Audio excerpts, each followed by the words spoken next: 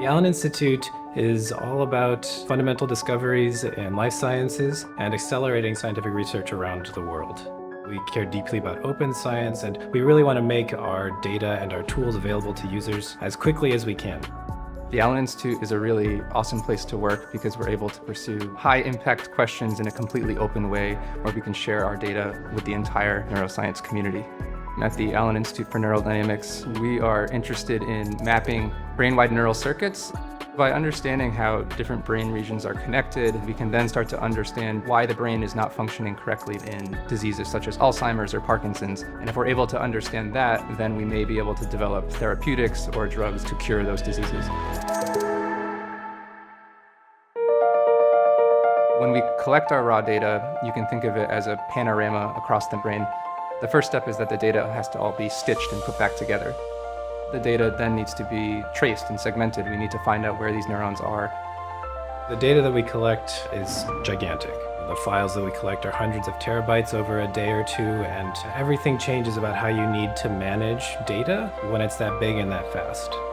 The challenges are all about scale. There's just the size of the data that we collect and how fast we collect it. We're excited to work with VAST because it really is all about performance.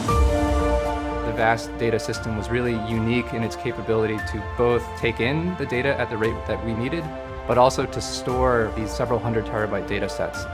It allowed us to run our microscopes 24/7, essentially, collecting as much data as possible, so ultimately we could map as many neural circuits as possible.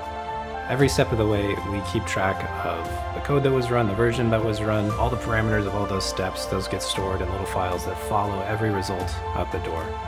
The metadata that we need to keep track of in order to understand how to effectively and reproducibly analyze our data is just really complicated, and our understanding of it changes over time. We can quickly become drowning in the data in terms of how to analyze it. All of the new advancements in machine learning and AI are really going to be pivotal in allowing us to make sense of all of the data. For example, in mapping brain-wide neural circuits, being able to trace them and sort of segment them across the brain is extremely laborious to do by hand. Being able to use automatic triggering of processes for our data is very important.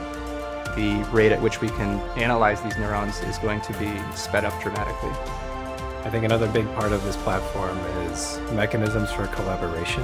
Our vision for a data platform is one where anybody can come to the platform and have immediate access to data and run their own analysis on it, and even rerun the ones that we already ran, and then use that information as platform to create their own discoveries.